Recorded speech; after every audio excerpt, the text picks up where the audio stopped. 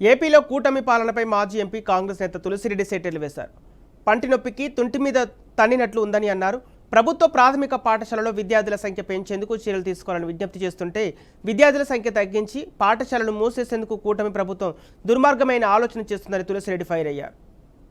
పంటి నొప్పికి తుంటి మీద తన్నినట్లుంది రాష్ట్రంలో టీడీపీ కూటమి పాలన.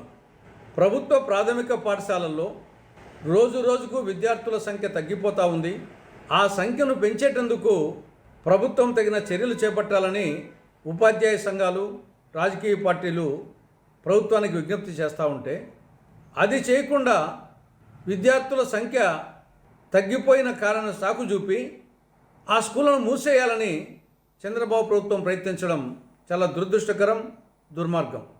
గతంలో జగన్మోహన్ రెడ్డి గారి ప్రభుత్వం 2022 జూన్ 10వ తేదీన జీవో 117 జారీ చేసింది. ఈ జీవో సారాంశం ఏమి? ప్రభుత్వ ప్రాథమిక పాఠశాలల నుండి 3, 4, 5 తరగతులను విడగొట్టి వాటిని సమీపంలో ఉండే ప్రాథమికోన్నత లేదా ఉన్నత పాఠశాలలో, హై స్కూళ్ళల్లో